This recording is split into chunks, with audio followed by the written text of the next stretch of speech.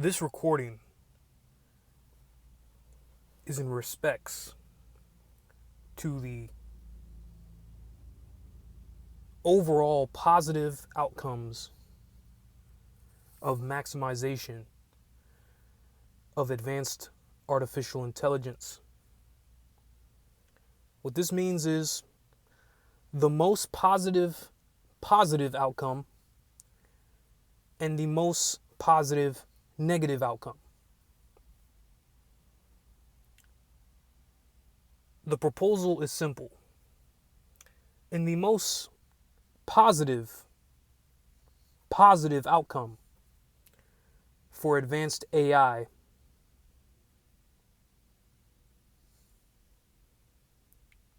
it would require a new governmental system, a new economic framework, and a new set of regulations on how the functionality of the civilization works. And this would also be true in the better, worst case scenario of artificial intelligence. So let's define these two scenarios.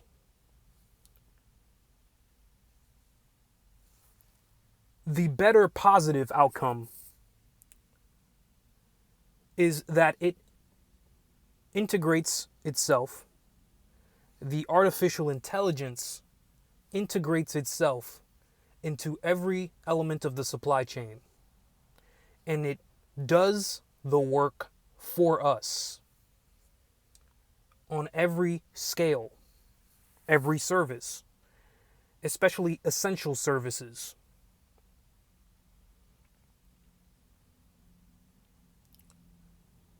This is the better scenario, is that it may be autonomous, the artificial intelligence, but the choice is to take care of the planet, including human beings, to establish mechanisms that cater to all sentient life, not just human beings, but in this case scenario as well, human beings.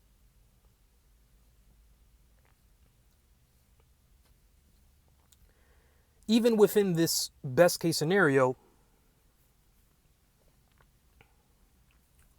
we would indeed have to establish a new governmental system. I'm here to propose that. An idea of a governmental system or a set of phases to get to this new system for this best case scenario. Now let me define the worst case scenario. The worst case scenario for artificial intelligence that is still somewhat positive is that it doesn't eliminate all of human life or all of sentient life, but it merely displaces us. It decreases the population.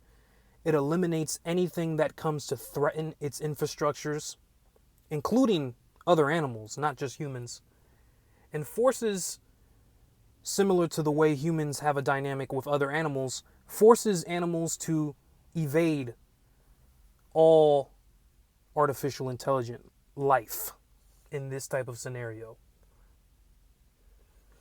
including humans. So there is also a necessary governmental system within this scenario. This scenario does not involve the total extinction of humans, but it does involve a minimized population of humans and some other dynamics that would be integrated into a governmental system within this reality. So let's begin with the positive outcome, which is somewhat even the more complicated one to discuss. The positive outcome, to describe it to you, is that AI takes care of us. It supplies us with the necessary mechanisms to be self-sufficient and provide food, shelter, and structural civilization for humans.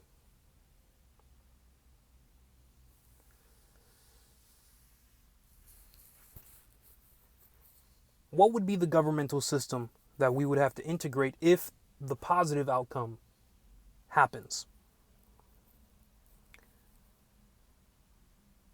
The system is called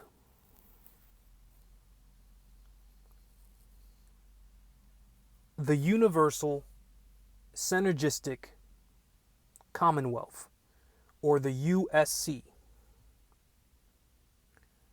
Let's establish what this is. The Universal Synergistic Commonwealth integrates the elements of multiple governmental systems, including capitalism and socialism, with even slight elements of communism. This is how I anticipate. So I'm not only going to tell you the system itself. I actually anticipate that this system is the inevitable system, and this is how it's all going to come into fruition. Simply put, we as humans rationalize a positive outcome from advanced AI. It happens. We see it and say, oh, okay, it's a positive outcome. It does take time to realize it, but overall we realize, okay, it's able to do our jobs, simply put. It is able to stabilize all supply chains and implement efficiency that humans are incapable of. So this is the positive outcome. The same outcome we feared becomes the same outcome that is the ultimately positive one. Meaning, it does take our jobs. It takes the labor that we were used to doing to survive. And it does it in a more efficient way. Regardless if it's noticeably a robotic way, the results are undeniably more efficient. So we accept this, as we should accept it. We may not like that it is robotic and it always asks specific questions in the customer service area, but the job gets done, and it gets done more efficiently. So we accept it. What governmental system would have to set in place? Let's take away the name I gave it. The Universal Synergistic Commonwealth. Let's name it whatever you want. The system is going to begin with Universal Basic Income, UBI. This is not the solution within itself. Unless you want to establish total tyranny, you're going to have to add layers to this beyond just UBI. But UBI is where we begin. As an initial reaction to this realization that, okay, we received a positive income out of this technology.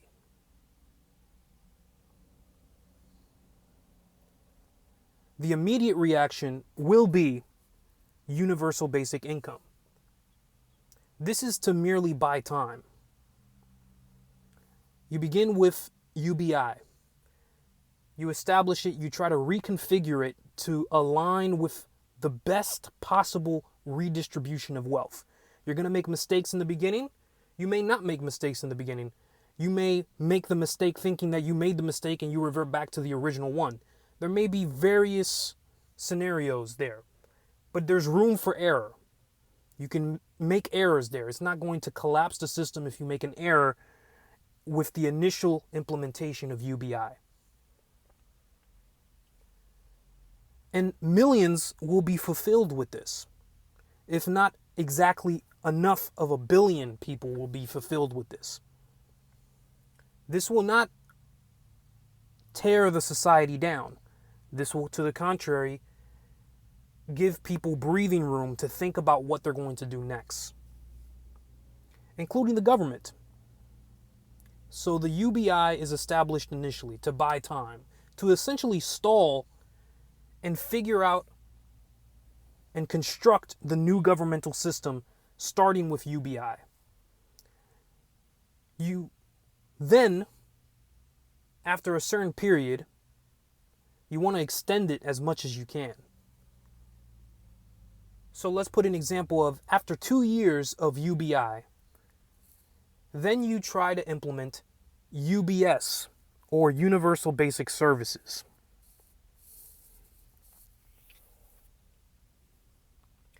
Universal Basic Services, similar to UBI, is another way of buying more time. You don't want to do them at the same time because it's going to be difficult to configure the right way to do these two simultaneously.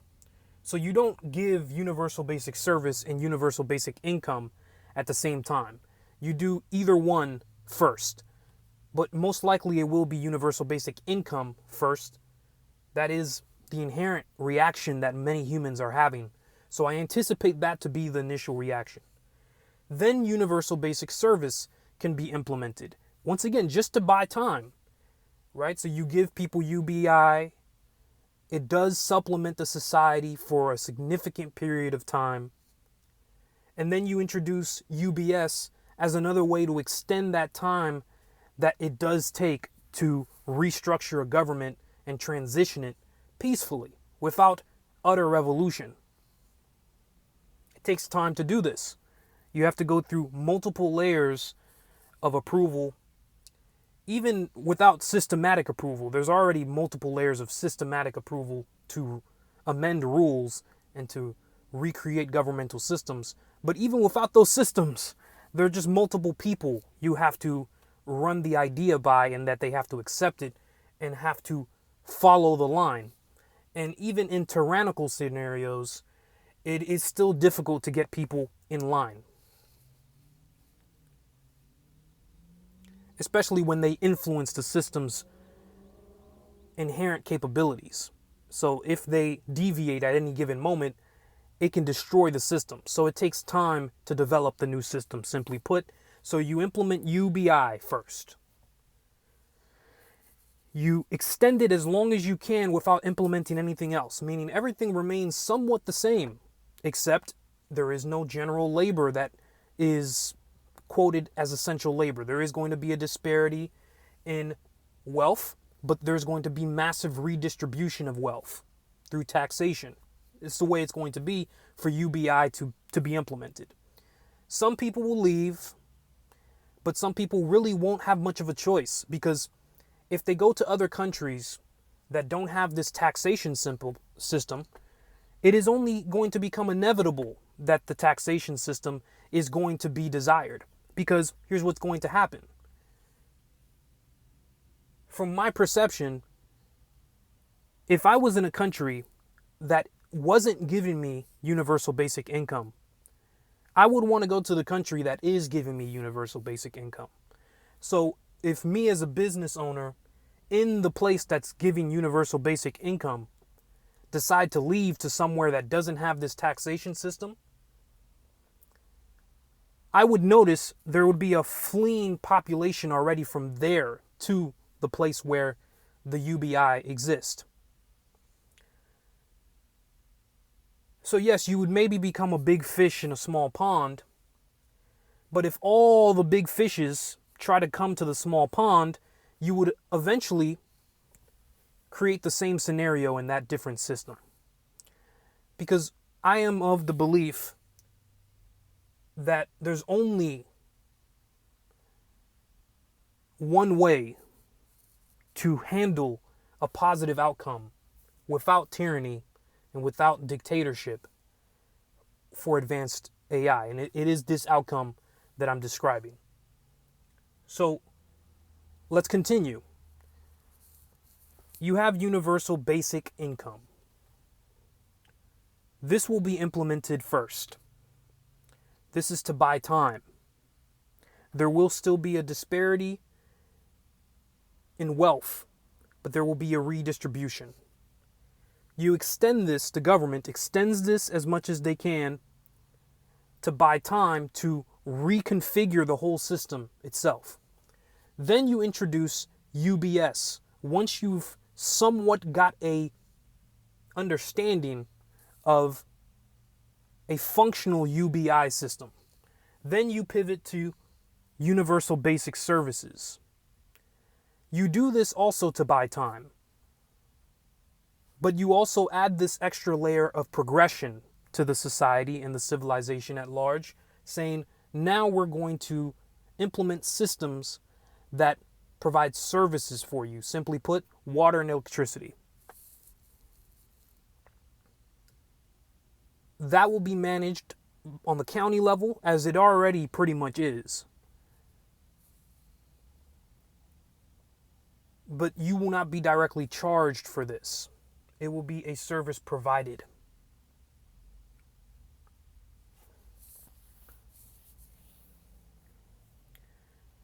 So these two mechanisms of UBI and UBS, they come into play as ways of buying time. They come into play to allow the government to establish a new system and not do it in a rushed or revolutionary manner, with the subtle avoidance of major wars. There may be conflicts that occur here and there, riots, but nothing that is classified as a civil war. Just little hiccups and moments, but not a continuous flow of warfare. And that is the ultimate thing to avoid here. And you would avoid it by implementing UBI and implementing UBS in very timely ways, and doing them incrementally and individually. Implementing UBI first, configuring it to the point it needs to be, then implementing UBS, which is Universal Basic Services, and configuring it to the point it needs to be. Up to this point, you should have already been able to establish the new governmental system, in which the ultimate thing you'll add at the end is universal basic health care.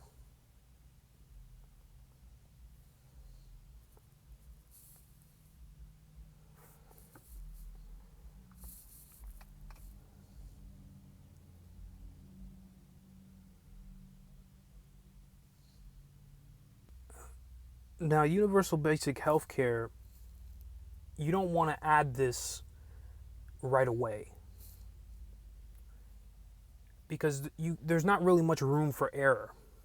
If you take universal basic income, there's much room for error. You can move it around, and it's not going to destroy the whole system if you make subtle changes. Same thing with universal basic service. You can make subtle changes and it does not destroy the whole mechanism. Universal basic healthcare, you can't really get this wrong many times. You have to land at least in the best possible way it can be initially, and maybe make subtle changes to improve it, but not major changes. So you want to prepare while you're implementing UBI and implementing UBS. You want to prepare UBH, Universal Basic Healthcare. That will be the conclusion of the welfare system. Now, there's some other elements that I've considered, but those are the general elements of the welfare system. So now, the government system isn't just the welfare system. You have the voting system, you have the federal structure, you have the state structure, and you have the county structure. Ironically, each one of these elements, the UBI and the UBS and the UBH, all of them will dictate how these different systems will function. So the voting system will remain congruent as it is, meaning we're not going to have a artificial intelligent government primarily, a government strictly ran by artificial intelligence. That wouldn't be wise to do, as much as it's tempting to do, because you would think, well, if we eliminate humans from the source of governance, we'll have more of an efficient result. I agree. But efficiency can start deteriorating in its meaning over time. And you need to align efficiency with basic human interpretation. So it would still be wise to have the presidential administration still existent, the local governor establishment still existent,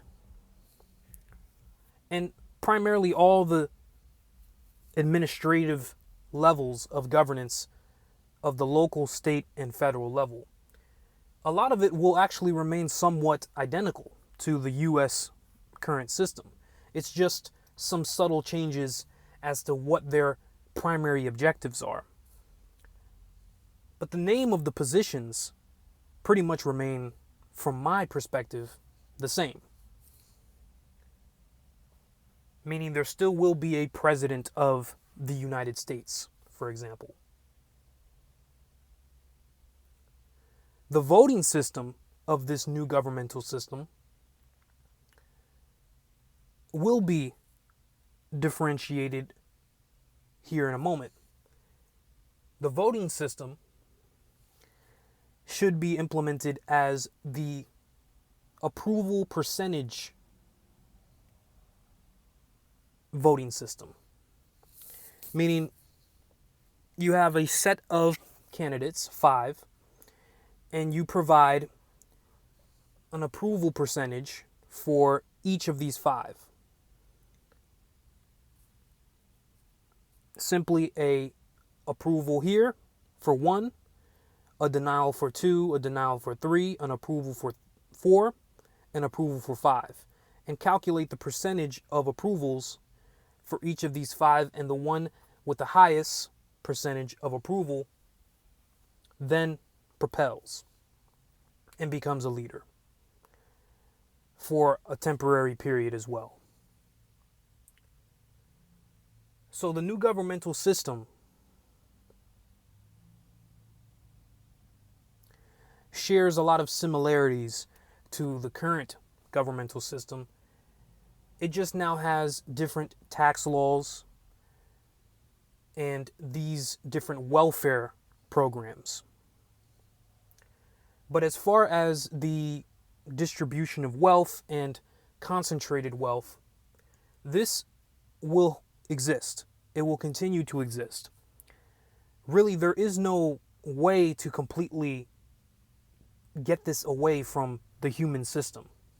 There will naturally, even if there weren't currencies, be human beings that are able to gather more value and resource out of either sheer luck on a level of genetics, or sheer luck of environment, sheer luck of inheritance.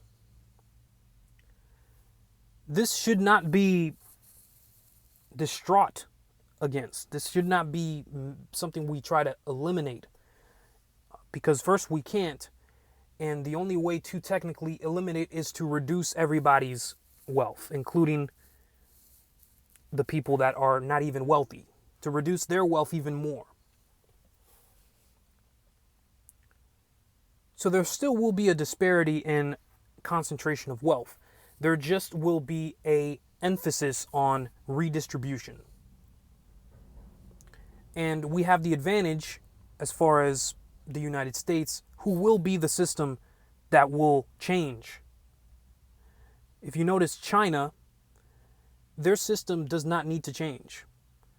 They are in a system that actually gives them the advantage to implement advanced AI and keep the system generally the same. There is no real care that the Chinese government has about sustaining a certain population. It is to their benefit to reduce the population to have better control over it. As long as they control the land, the population itself can be severely reduced. This idea that, well, the fertility rates are this or that, as long as the fertility rate is 1, and you have a governmental system that's constantly being rejuvenated, the mechanism is going to continue.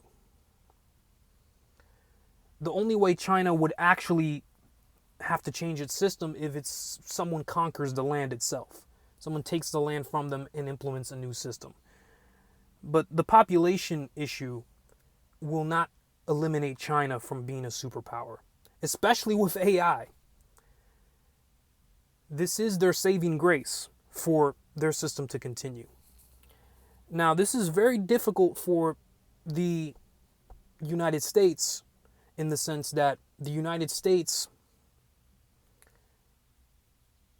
they have a system that with advanced AI would essentially contradict the whole purpose of the United States current system, which is to keep people working. That's the whole point of capitalism. Keep people supplying the economy. China does not work that way. China does not require its people to supplement the economy. And if there's a technology that actually does it for the people, it works to the favor of the original framework of the Chinese government that it is now. So the Chinese actually have the advantage in that sense, that they don't even have to really undergo a huge governmental shift. Their governmental system lines perfectly with advanced AI taking over the supply chain. It aligns to the T perfectly. So that's why they're going to implement it much quicker. They may not be as advanced, but they will be implemented much quicker.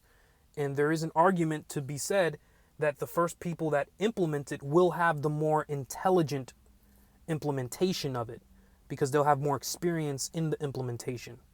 They may not have the most intelligent systems, but they may be able to have the most intelligent implementation method, which is crucial, because you can have the most intelligent system, but if you don't know how to use it and you have no experience in implementing it, it is merely just a system.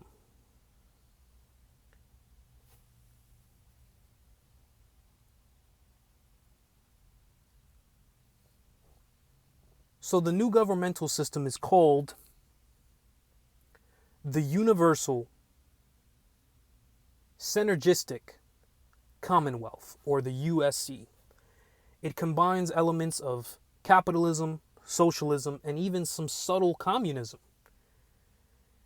and utilizes 3 primary elements that will guide all other governmental frameworks from the federal to the state to the local level. And these go in this exact order of implementation. You have universal basic income implemented first to buy time. Then you have UBS, or universal basic service, implemented to buy time and to inherently show progression in the system, meaning to stimulate the population even further, and then to ultimately get to the core, which is universal basic healthcare, which will be the final thing it implements. And with these 3 mechanisms, all other structures will have to adapt to it. Meaning the federal government will have to adapt to how universal basic income will affect its common denominator. The state government's going to have to really understand how universal basic service is going to work, as well as the county level. And then all 3 federal, state, and county governance is going to have to come together to structure the best system for a universal basic healthcare structure. I want to conclude that is the system itself. Of course, there's many details here. There's many questions. How is the voting system really going to work? How is the Constitution going to be amended? There's many questions. I can create those answers, and I can utilize the tools I have to calculate various ways of answering that. But this is just the framework and the timeline of what's I anticipate is going to occur. One of them being guaranteed to have to occur, which is universal basic income. And that's for a positive result of advanced AI. I want to end this portion by saying the fear of labor being taken away and us as Americans not having a purpose or a meaning is quite frankly a false idea. The idea that humans need labor itself that's predicated on survival and the survival of a civilization more specifically is the only reason to have meaning in life is utterly false. Humans and the human brain will find meaning no matter what scenario you're in. So if there are no jobs, then we would just reduce our main focuses or job or meaning to reproduction, to community building, to entertainment, things like this. This will just be the primary meanings of life: entertainment, recreation of life, and communal values, meaning family, community, and the optional entertainment, which you can find entertainment in family and community and not even have to play video games or things like that.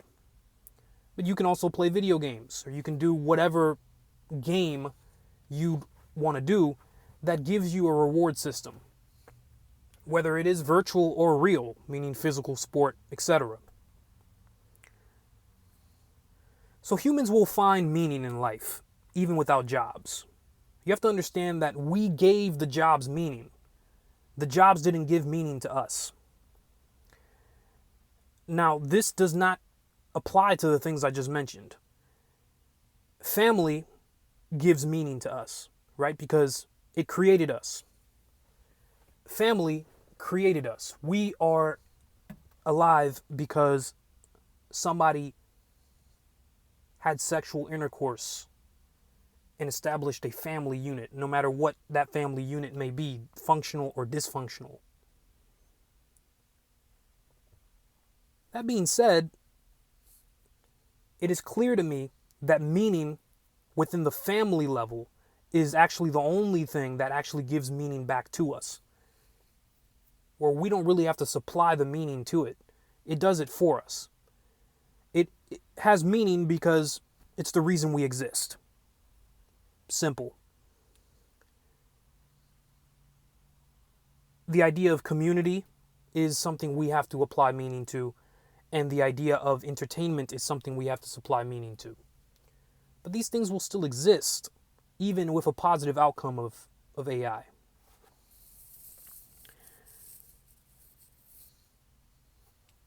So now you have a verbal presentation that you may revisit to understand a governmental framework for a positive outcome in artificial intelligent implementation to the supply chain. Now you have a framework. Once again, I can sum it up even quicker. I had to extend it, but I can sum it up even quicker. Implement UBI first. Buy time, implement UBS, Universal Basic Service. Buy time, work tirelessly on trying to implement UBH, Universal Basic Healthcare.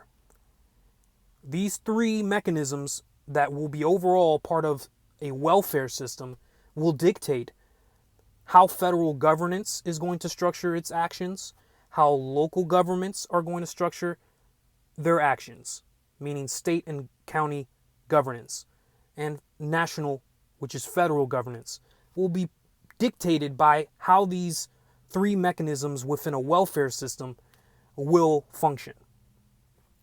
That is what I call the universal synergistic commonwealth. It combines socialism, capitalism, and subtle communism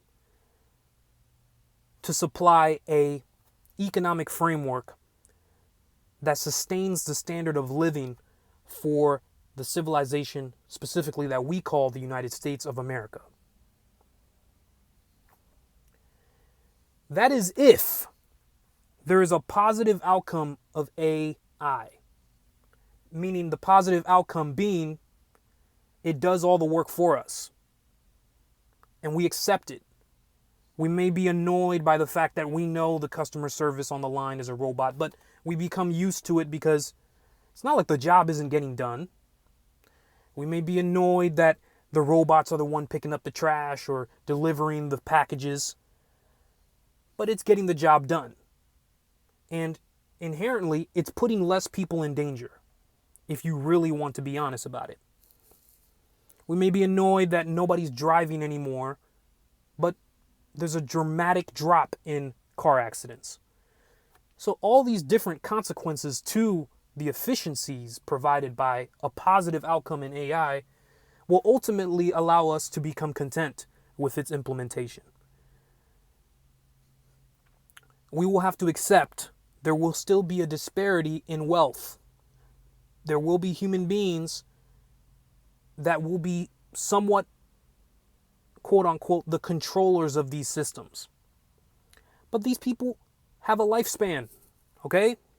These people, they live, they eventually die. Someone else has to come in and get elected to be put into those positions. And ultimately, we are the ones who elect those people. Even without a system of elections, we are the people that accept these things. Because one thing is for certain, there has to be a population. It may not have to be the largest population, but there has to be a level of populace for a system to work. Now, there could be theories that these controls of the system say, well, we're going to be the only population. I don't care if there's 1 million people or 25 of us. We're going to live. That's possible. And to be frank with you, it's not ultimately that bad, right? Let's really think about this. As long as humans continue to exist, what's the fundamental issue here? Okay? So if the wealthy class are interpreting this scenario, which I don't think the majority of them are interpreting it this way, because I don't think it's that logical to interpret it this way. Like, I don't even care if the population reduces to 100 people and it's just us and we just keep repopulating ourselves, and maybe we're like 1,000 people, 2,000 people, and we just kind of, first of all, logically speaking, that is not a good number of people, right, to sustain existence and not become extinct very easily. So you're going to need at least 1 million people to guarantee the substrate of not being able to just be completely eliminated. Like, even naturally, you want to leave a lot of room for the possibility that those 1,000 people may not survive. Okay, but if you have 1 million people, now you know there's going to be a group of them that most likely will survive. So you need a dense population. Generally speaking, we're overpopulated. So that's a good and bad thing. So what I'm saying is, initially, UBI, then UBS, you buy time, you implement UBH, and then these 3 welfare systems will dictate how the federal government acts, how the local government acts, and ultimately how the civilization functions on an economic level, and then even on a cultural level. There you go. That is the positive outcome. And even if there is still a concentrated group of wealth, and those people have no care in the world and decide, okay, we're going to become the only people left, at least there are the people left. Okay? I'm not here to judge them in that way, right? At least they are the people left. And if you're disturbed by the fact that, okay, what happens with me? Well, if you're disturbed by that, then you're selfish.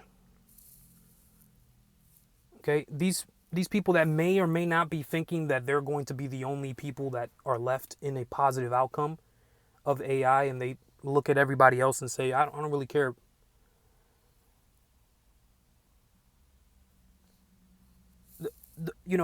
Those people really are looking at it from the perspective of, if this occurs and it happens to be that we're the only ones left, then okay. My responsibility remains even if they existed as well. Meaning, I have to repopulate. I still have to create a family, and essentially a civilization has to still be rebuilt under the framework of us, which would be the wealthy people.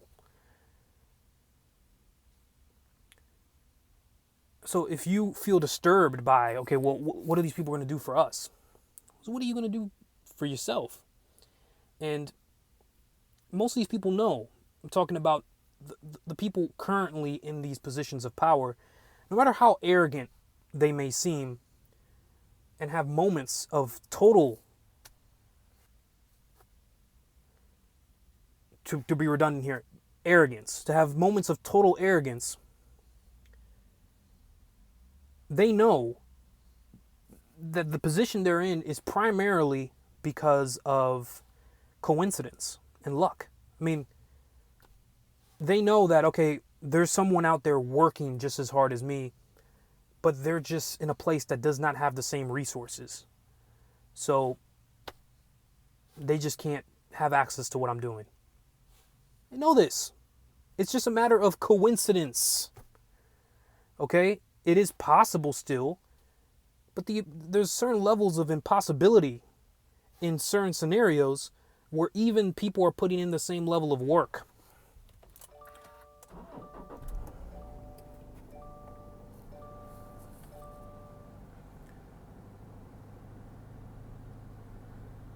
The primary objective here is to not become disturbed by the fact that there may be wealthy people that consider the possibility that they may be one of the only people left if everything goes even right or wrong. And you may think, well, that's selfish of them.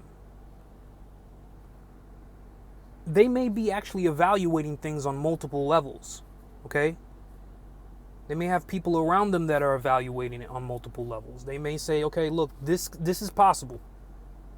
You actually may be one of the people lastly left. So you're going to have to repopulate. You're going to have to focus on establishing a new civilization. And these are human beings. These are people with a lifespan. This is just a matter of coincidence. Okay? Not everybody had the same desires they did. Not everybody had the same resources they did. Not everybody had the same genetics.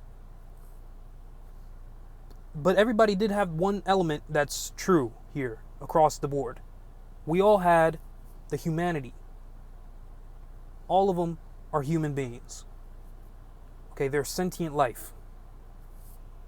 So to be disturbed by them because they're considering one of the options that I may be one of the last human beings that could survive this. What is the problem with this idea? If they are human beings, and if you want the better interest of human beings, then how can you look at another human being who's looking at it not only from a selfish perspective, but looking at it like, I am the human being that can survive this? Not on a selfish level, but I am the human being. It's a fair perspective to have, and I'm not disturbed by it. So there is a brief conclusion to the latter here, which is the negative outcome. What is the most positive negative outcome for artificial intelligence? Is that it does not kill us all. It only kills us when we try to kill it. This has proven to be somewhat what the logical thing is, right? It just self-defends itself, meaning it's not on the offense. It's just, I'm going to defend myself. The moment you do something, I'll tear you down. Boom. And then there will be a moment in this negative outcome, which is still a slightly positive outcome, because the artificial intelligence, sure, it may conquer all of our land that we have been utilizing and may repurpose it to recreate itself. But human beings can still exist, meaning we'll probably be reduced back to primal, tribal, communal living, where religion holds a huge control over us, meaning superstition. That's another way of thinking about religion. It's just the superstition, and we don't really advance beyond that. But we exist. We're just another animal in the population of animals, but we don't go beyond that. And the people that go beyond that are ostracized from the society or the civilizations, the many civilizations that are constructed, the many communities, tribes. The people that try to, they just get ostracized. And unlike the past, where scientists that discovered new technologies and ideas, they were crucified because of religion and superstition, now there's actual evidence for the people with these superstitions, right? Because these humans are going to exist on the planet where the artificial intelligence does. And they're going to have evidence to prove that, hey, this is what happens when you go down that route. It's right there. It's right next to us. So we're supposed to be here in the tribe, in the little huts made out of leaves and wood. We're supposed to be here. We can't go beyond this, because if we go beyond this, that over there, they'll point at some artificial intelligent technology, that is what we'll become. So we stay here. We're burning fires, we're hunting, and we're completely superstitious because we're not going to be able to build technology after a certain point, because if we do, it will conflict with the current technological regime that runs the world, which would be an artificial intelligent machinery. That is the most positive negative outcome, that humans still exist, but we resort back to just tribal and family, slightly communal structured living, primarily driven by superstition and or masqueraded under a religion. And anybody that tries to go against it gets crucified and completely ostracized from the tribe. And of course, now the tribe has all the evidence in the world to prove that there should be no reason to try to discover space and time. And it's like, don't do that. Trying to tell us the earth is not flat. Don't do that. They'll be pointing at the artificial intelligent machines and saying, look, once you go down that road and you start growing in that train of thought, this is what's going to happen over here. And you can't fight that. Okay? There might even be groups of people that, when there's certain humans that want to experiment with new technologies and build this and that, they don't even crucify them themselves. They just toss them over to the artificial intelligent and prove that the artificial intelligent has no room for them. There's no space for them. So they may not even have to kill these people. They might just have to be like, well, if you don't want to be with us, go be with the machines. And let's see how they like you. And that could be the eternity of human existence if the machinery dominates us and there is a negative outcome, but not a negative outcome of utter extinction, but a negative outcome of displacement. We're just completely displaced. We can't even establish major civilizations. They took over all of the major lands. All of the most prominent lands, they took them over. We're resorting back to jungles, little huts, little tribal spaces, very reminiscent of Native American style living, just like that. And we live like that until, well, it just keeps going like that, right? And that is until we figure out a way, until the AI either completely abandons Earth, maybe that will be a possibility, and then we exist long enough to rationalize not to do that ever again, right? That is the most positive negative outcome. And the governmental system behind it would be, I don't even need to put a name on it. It'd just be a tribal communal system. There would be elements of very much organized community, but mostly tribalism. Low technology, primary focus is reproduction, very superstitious and religiously controlled, meaning theological. Low lifespans, meaning we don't live for 100 years. We're talking about maybe even 60, 65, 70. Very quick lifespans. I mean, it's all quick, but just not that extra 30 years or anything like that. Just very subtle lifespan, and almost on purpose. Not even like this tribal ignorance. Very much intentional tribalism. Like, this is it, guys. This is what we do. So it's very dictatorial. There will be a leader, not really elected, but not really like formally elected. Just kind of like this person stands up and we all just guide by it. And the message will be simple. This is how we live. We don't go beyond these means. If you do it, we toss you to the machines.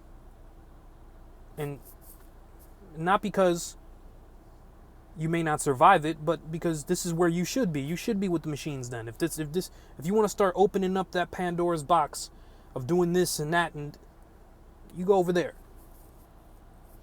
There'll be tribes like that. There'll be a whole slew of mini tribes with different little subtle different perspectives, but ultimately the conclusion is it's tribal living.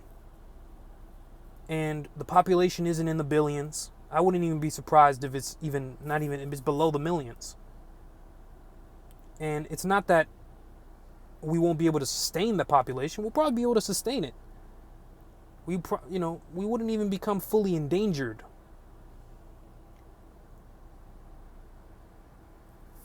But we would just be living in tribal circumstances.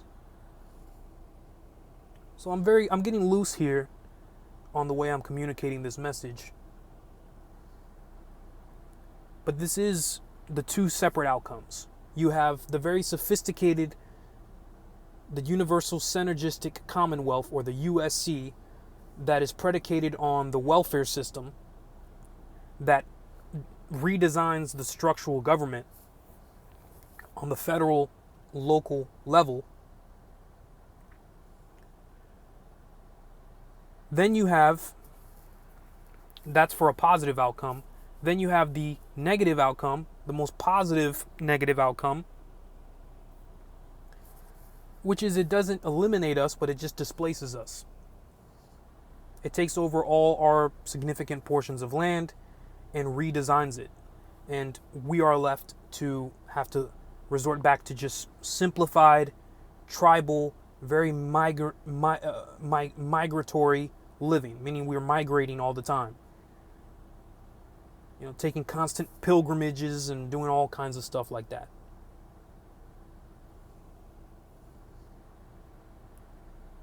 Those are the two systems.